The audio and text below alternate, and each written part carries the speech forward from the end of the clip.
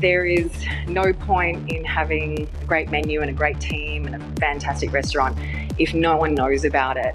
Today on Dirty Linen, we are talking to Jodi Crocker. Jodi is someone that I first encountered in her role as a PR, working on public relations and media for hospitality businesses. But she's jumped to the other side and she's now working with her partner, Chef Raymond Capaldi, in Wonder Pies, which is an extraordinary business that really forged ahead so strongly in 2020. But Jodi, there are so many things that I want to talk to you about today. Firstly, let me welcome you to Dirty Linen. Thank you, Dani. Thanks for having me. So tell me where we find you today. What are you busy with at the moment? Life's changed a lot in the last year. So I've put a pause on the PR side. COVID put a pause on that actually. But now I'm based largely out at our food manufacturing depot in Bulleen. And so, it's a different pace altogether. And when I'm not here, I'm sort of flipping between the 6 shops that we've managed to open in the last 8 months or so. How many shops have you got? So we have 6 now, and we're opening our 7th tomorrow, which is actually going to be under our new brand, which is Baketico. So originally all under the Wonder Pies brand, but that was pretty much a reaction to, again, COVID sort of really putting a new pathway around our business March last year. So we always intended to go from wholesale into retail and under Baketico, but because we had to move very fast when the virus pretty much shut down our wholesale business in March, we just pressed go on all these pop-up retail sites and we did it under the Wonder Pies brand to start with. So it's so interesting, you know, your partner Raymond is a chef of great renown. He's done fine dining in many different places through his career. A lot of people will know he's cooking from when he was at Sofitel. He had his own restaurants, Hair and Grace for one, cooked with Gary Megan at, I've gone completely blank on the name of the place by the river. What was it? The Phoenix, yeah. Phoenix, of course, yes. Too many things to hold in my brain these days. I know the feeling. He's, really known for pushing the boundaries in terms of fine dining, and pies, a lot of people thought was a bit of a departure. But I think, how would you describe that journey and, the place of those fine dining skills in different arenas today?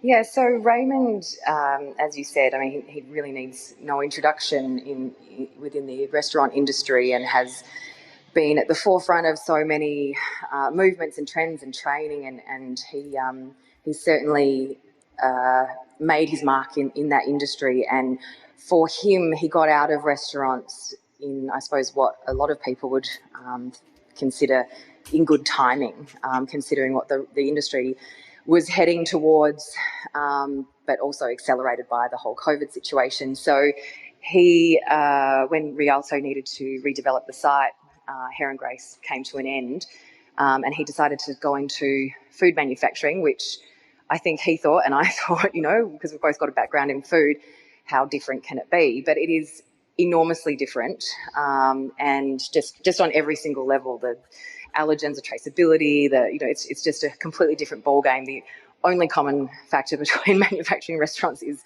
just the food element, So he took all his knowledge from a recipe and a creativity point of view, and he just decided he wanted to make the best pie for the price. And so I think he felt he really ticked a lot of boxes and achieved a lot of things in the fine dining world, but he felt that whole sort of way of dining and that experience was just going to become ever so challenging, which we have seen that certainly happen.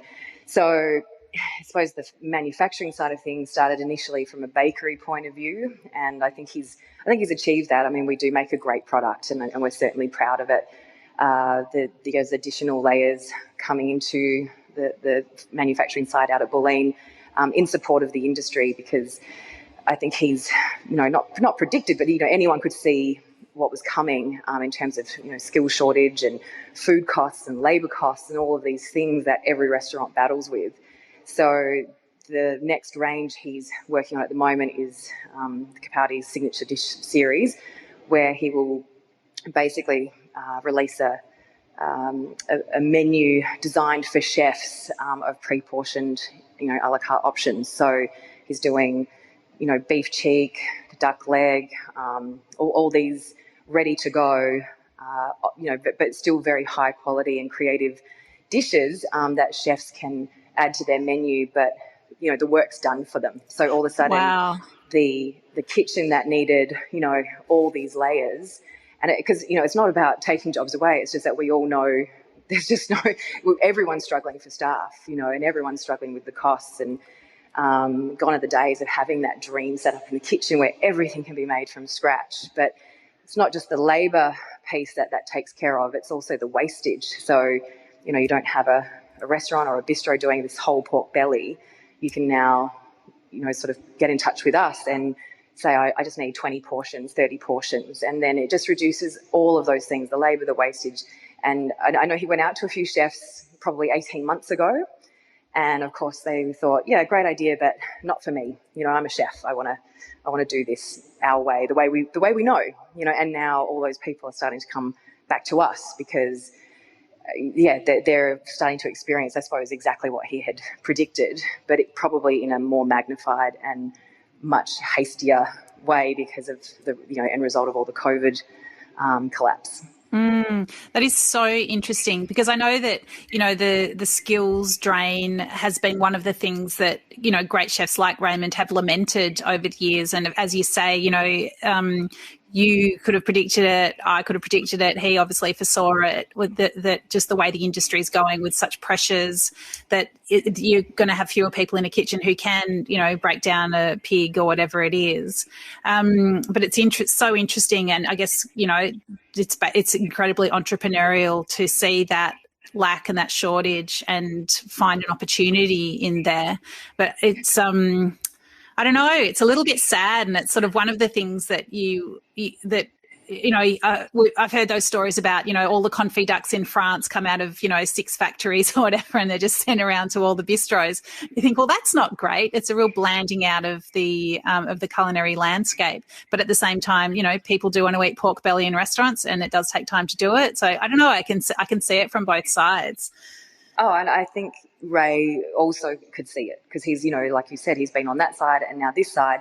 But yes, it is entrepreneurial, but he's not just driven by, that's the business we want to create. It's because he's seen what's happening to the industry, the only industry he knows. This is what he's done his whole life.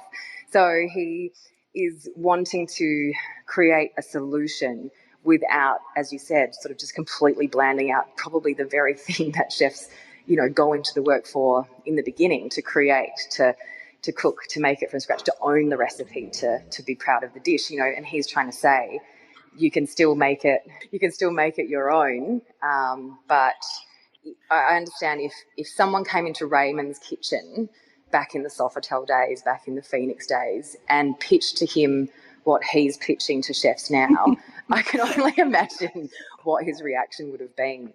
And I think that's why he's probably one of the best people to actually be doing this, and to be sort of meeting with these chefs and explaining what he's doing, because he's saddened by it as well. But it's just the reality, it's his solution to trying to keep more doors open, and we all love the industry and seeing what's happening. He's just trying to fill some gaps, I suppose. Yeah, no, it makes sense. So, of course, you're not here to speak for Raymond. I really want to hear more about you. So tell us about your role in the business. What do you do?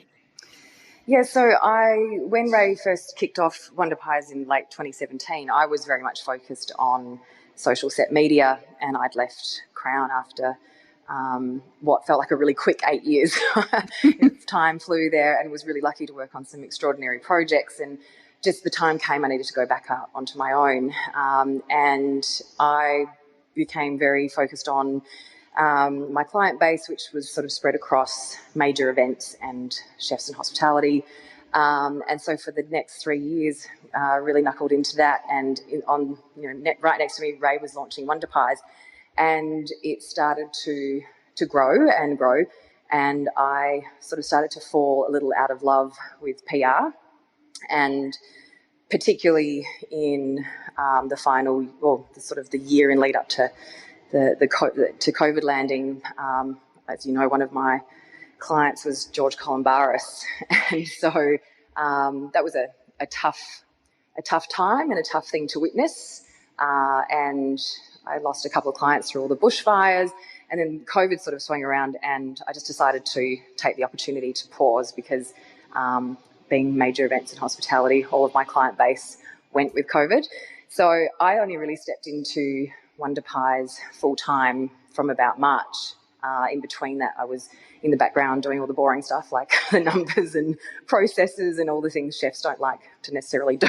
So Ray was very happy to carve that off into my camp. And I just really started feeling an interest build in learning more about business, and I was quite fascinated with all the layers that are involved with manufacturing, and then I just started to really get a taste for it and put myself in here full time. So I look after a lot of the process, the numbers, the growth, and just a lot of the admin, which has never been my interest. And so I leave the creative to him. Of course, that's where he shines, and we sort of meet up in the middle really nicely. We bring a very different skill base to the table, and then here we are in a bit of a retail growth spurt, I suppose you could call it. So yeah, I kind of do a bit of everything. I don't really have, hard to define. Let's talk a bit more about the time working with George. I mean, obviously, there were the payment quote unquote scandals that befell him or swirled around him for that period. Can you talk about what that meant for you? Like, what did you have to do and what was it like? Yeah, so I was working with George for probably about 2.5 years, but I really only covered off his personal PR and his restaurant PR. So when all this I came in after the first round, that's right, and then we obviously thought that was pretty much done and dusted. I really didn't sort of look backwards. My role was probably to look forwards and re-establish the sentiment around him. But the thing is that when I did join him, people loved him. You know, he was the star of the show with MasterChef. You know, it was always George, and his restaurants were busy and his team were happy. And so I didn't really clock what had happened because we just wanted to go forward. Then the next round after the investigation, we knew that was coming up, and I suppose it was a hard thing to watch because I didn't handle his crisis communications. Even though at Crown obviously looked after a lot of curly things, that was in someone else's hands, and I think I would have done things a little bit differently because I know the truth. Like, I know the deep detail of everything that happened, and unfortunately, part of the reason I sort of fell out of love working with some of the media is their ability to tell a story just in the headline and for it to not always be correct. And people they don't read long-form articles. They just read a Facebook post or a headline and they make their judgment and they make their call. It's very hard to change sentiment once there's just this flood of juicy information, you know, because he's a celebrity and all of this. Like, the media really just took him down. They destroyed him. And I even found, I suppose, the people that I thought would probably back him and be on his side, I think the wave was just too large, and it's almost like there was just a small handful of people, including yourself, who really wanted the detail and wanted the truth, but the damage was done. And it was very, very hard to see. And I just sort of stepped, even though I wasn't driving that whole situation, I was still on the sidelines, and it was hard to see it from a professional point of view, but it was really hard to watch it from a personal point of view because he actually is an incredible guy, you know, and he has been caught up in something that is was just so brutal and so unfair. But I think the media, and as we know with this last year, the media can be really irresponsible sometimes, and the fallout is devastating for people. So what's the truth? What is the truth that people didn't see or didn't have the time to look at or weren't prepared to spend the time, learning? I think that there is just a lot of context that was lost about where and how and who George, how he got there, who he was, what he did in the company. I think it was very easy to just go, oh, he's a rich, big celebrity. He's disconnected from the business. He doesn't care, which is just so untrue. Like, he was in those restaurants every night. He trained people. He grew people in the company, and the company grew so rapidly around him. Like, he literally, and I understand because I'm in the middle of it myself now. And I suppose working in the industry and with different awards and overtimes and fair work and all these things, a huge portion of my job, even in a business this small, which is nothing compared to the size of George's business, the amount of time I spend ensuring that we're compliant, and it changes every day, and it's changed more in the last 10 years than it ever has previously. And I just think that, yes, mistakes were made, but it wasn't out of anything greedy or vindictive or ruthless. It was just a fast-growing business, and at the end of the day, he was a chef. He started out cooking. He got a TV show. He all of a sudden had 22 restaurants, and so I can understand it from a small business owner's perspective when you are chartering new territory whilst trying to be the person George was, which was, he would do anything for anyone. I mean, he was my favourite client. I could ask him to do anything and it was never a problem. For charity, for training, appearances at schools, whatever it was, he said yes. His diary was like nothing I'd ever seen before, but nothing was too much for him to do. So I feel like they've missed the mark on who he is, and it's very easy to make someone look like someone they're not when they're in the public profile. Yeah, well, I'd say his diary may have been full, but one of the things that would never have been in his diary was, sit down and go through the award and work out do the pay sheets. Like, there were other people in the business who were supposed to be taking care of that. Well, that's right, and I get it, because when you're a director of a company, which I am, the rule is it doesn't matter, you're the director of the company, so it all lands on you. Yeah. Which is a bit unfair when I've got HR people, I have accountants, I have lawyers, I have bookkeepers, I have lines of management within my business who all get paid to take care of their camp. And I just think something, and I can't go into the detail, something wasn't taken care of over the growth of that company, and it all got pinned on George. Yeah.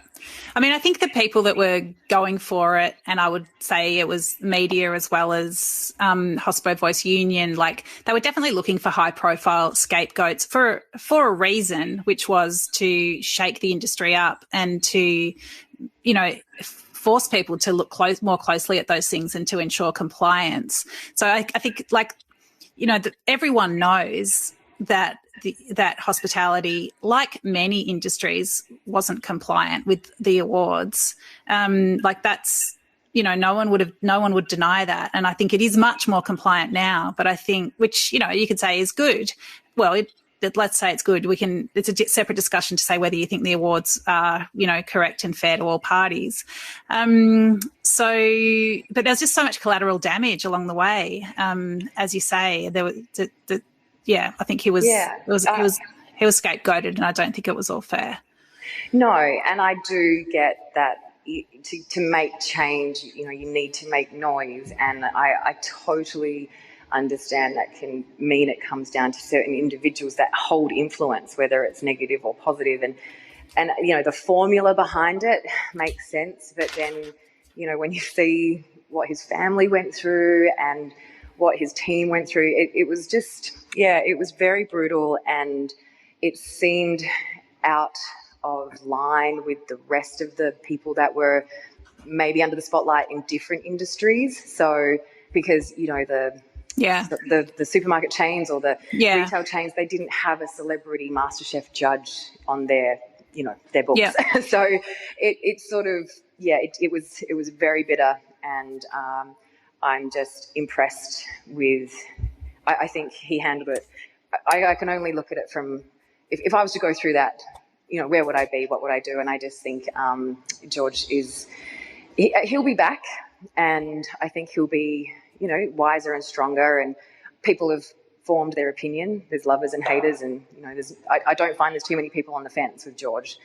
It's either love or hate, and I think it's unfortunate, but I think he'll be back. Well, he's starting to make appearances, and like through lockdown, he was more present on social media. So, we'll see. I think he's got a lot of life still to live and a lot of things left to do, I'm sure. So, so let's talk about another interesting client of yours, or employer in this case, Crown.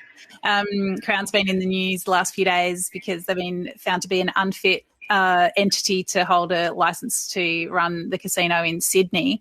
What was it like working for Crown? Like, give us a bit of an insight into that massive machine.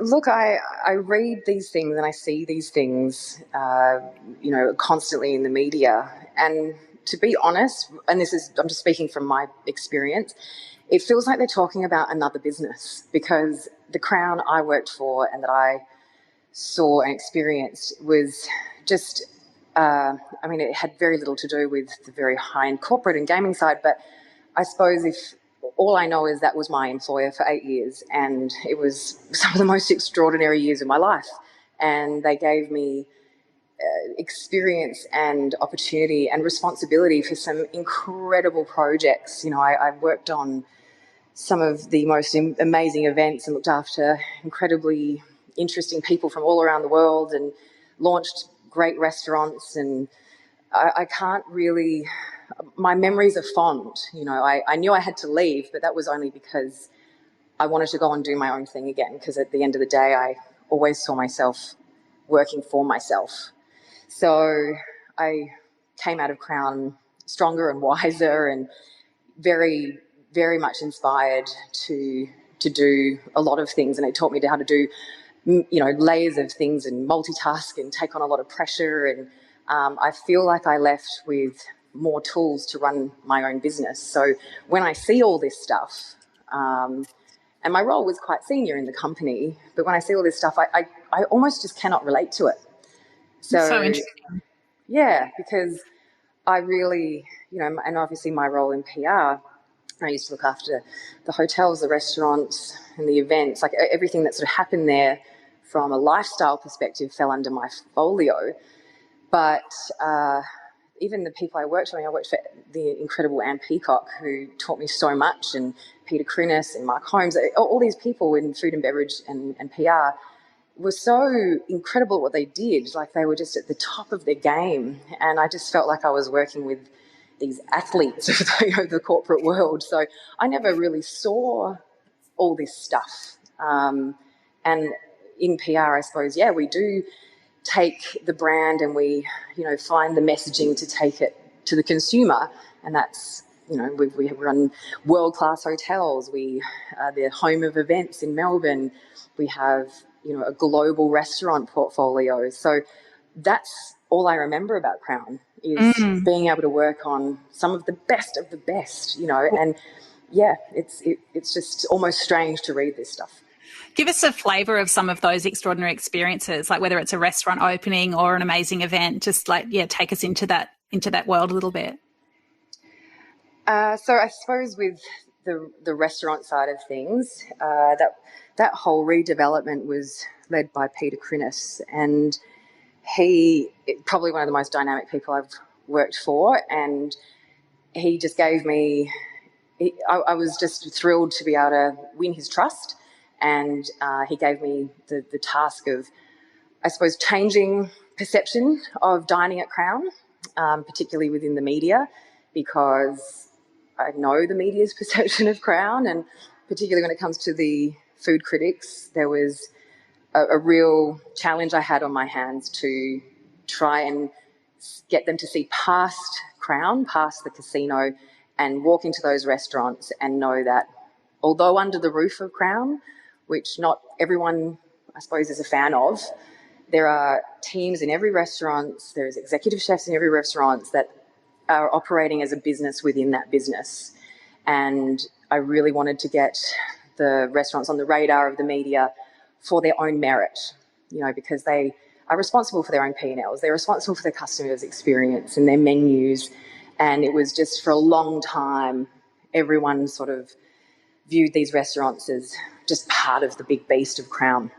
Yeah. And so I really enjoyed stepping into that role to try and really get the attention they deserved, bring the chefs to the forefront, not the brands. It was like, yes, this is Nobu, but Nobu's not here.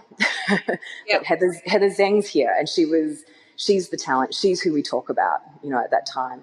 Or this is number 8, but this is John Lawson, and so trying to bring these personalities to the front instead of just these brands along the river at Crown, So I really enjoyed doing that, and in that time we started to see some of the restaurants finally win hats, and I'm definitely not taking responsibility for that, but that's all the work of the restaurant and the chefs and the team. But I think it was just trying to bridge that gap between the perception of Crown and maybe the media's preconceived ideas of that.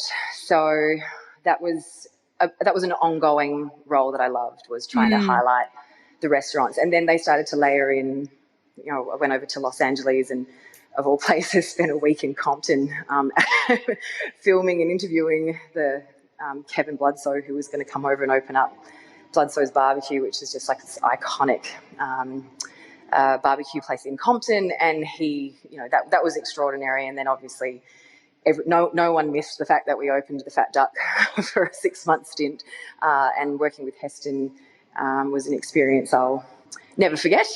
And so, and I'm sure it was just seeing that whole project get off the ground, like from an idea that seemed so nuts. We're going to bring the Fat Duck to Australia for 6 months. And I remember when it first landed on the table, I thought, there's no way this is ever going to get off the ground. But it did. And it was amazing that the whole team came over here and just embedded themselves, and we got global attention out of that project. There was so much interest. We had to go to ballot for the limited seats we had available. Yeah. And so that was extraordinary, because I actually remember when we launched the ballot, and I was actually over in San Francisco at the time, because Crown has sent me over to train with Facebook, because I also, under my portfolio, I looked after the launch of their social media. And I was sitting there, and an alarm went off around the table when we were doing a sort of conference call, and everyone stopped because it was their alert to register for the ballot. To dine at Fat Duck. It's like, I'm in San Francisco, and these guys are all entering this ballot to dine in Melbourne.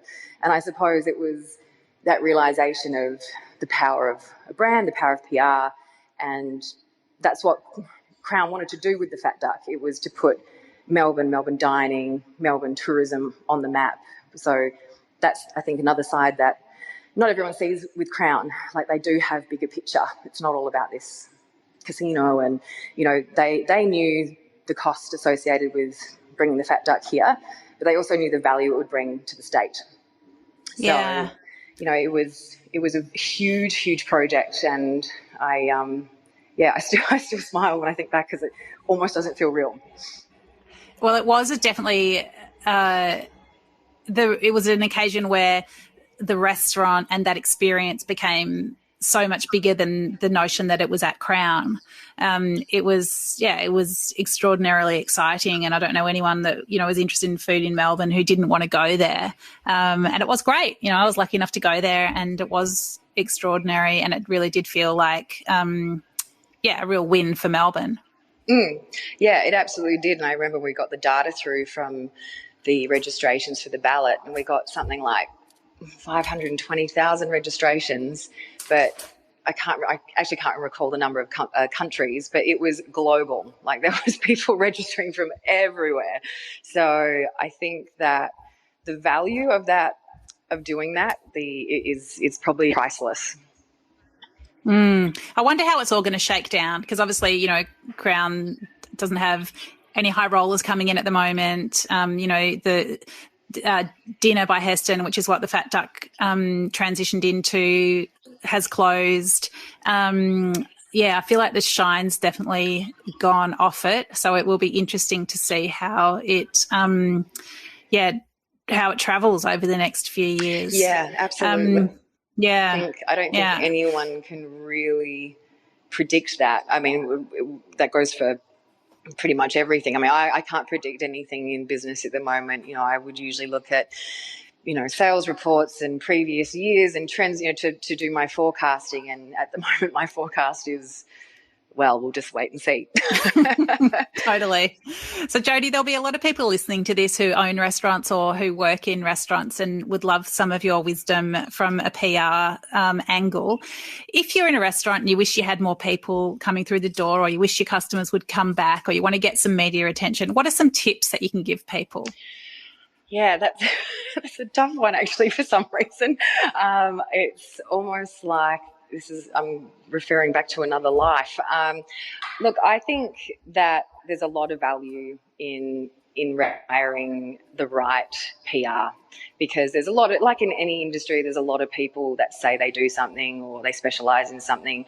And I know that in every industry there's good and bad, but there are some extraordinary PRs out there that really give you a strategy. And there is no point in having a great menu and a great team and a fantastic restaurant if no one knows about it. And PR doesn't have to be expensive. And there's people out there that can fit a retainer or support to restaurants to suit what they need. So I recommend trying to find the time and allocate even a small budget to a really strong PR out there. I think restaurants I see the most success out of restaurant PR when they choose freelancers as opposed to sort of big agencies, because I feel like the freelancers, they really drill down into it and get the nuances of each restaurant. There's no sort of pre-cookie cutter strategy applied. They really get to know and what will make it tick, because every restaurant, and that story needs to be sort of drawn out of it.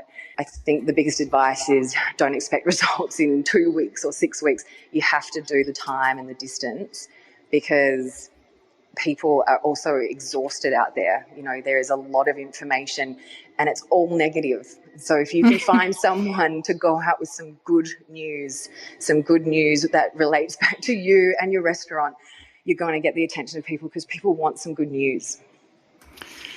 Yeah, definitely. I think, you know, it is finding that narrative, isn't it, for your business, and finding that cut through, whatever it might be, whatever that point of difference might be, and then finding out how to communicate it, how to find that audience. And as you say, it's never going to be just like a one hit. It's going to be about building that relationship and a connection. Yeah, and that's right. And I think people don't realise how much they know about their current customer. And, you know, a smart PR that can then fill in the gaps around and support you by finding that narrative. Because you know how many chefs I would speak to would tell me these fascinating stories about products or dishes or their history. And I'm like, why is that not even up on your website? You know, because they just think, oh, that's just me, you know. And so what you've got to remember, what's interesting to the public, probably pretty dull to yourself, because it's just what you do every day, or, you know, so it is finding that narrative. It's really about storytelling. And I think that, you know, restaurants at the moment, I mean, everyone's just so exhausted. It is tough. It's very tough, but you've just got to find that part to survive, and that will help. If you get a great PR, or there's someone internally that has the ability that has good communication, and if you can't find the budget for a PR, then like at least identify something or do it yourself internally. But yeah, find that narrative and start telling your story of why you're here and why you survived. And I mean, one thing that just strikes me is it could even just be one dish. It could be, or even one aspect of one dish. Like, you can start really small and really particular when you're trying to get something out there. And you do, I think, when your message is really quite tight and defined, then it's easier, perhaps easier to cut through all that noise that's out there and to, you know, wake someone up from their exhaustion with this interesting, you know, snippet of news. Yeah, that's right. And I think you've got to remember the media and their need to publish the most extraordinary amount of content is, like, it's just exhausting what they have to consistently come up with. And so I think, yes, there's a perception of, oh, there's limited media, there's limited space, there's limited opportunities, but not really. I mean, with this digital space where they're publishing so much every day, it's, you know, you have to spend some time looking at the broadsheets or whatever, and you'll soon realise the hooks that they look for. And you'll soon realise you're really capable of creating that hook today. You know, it's taking that dish, giving it that story, tweaking it, attaching it to a hallmark occasion or whatever it is. But there's opportunities every day to get your restaurant into the media, but it does take planning. Like, what are you doing for all these, you know, special days, signature days, public holidays? But I also understand that, you know, when you're in the kitchen or on the floor all day, that stuff always seems to come last. I love it, Jodi. Super useful tips and really fantastic to learn more about what you're up to. Good luck with the launch of the new shop this week. Is that a Wonder Pies or a Baketico? No, that is Baketico. So that's our first Baketico. It will be in Heidelberg Heights or McLeod. I know that sounds confusing, but we're right on the cusp of both. So we wanted to always go out with Baketico, and we feel like we're ready now.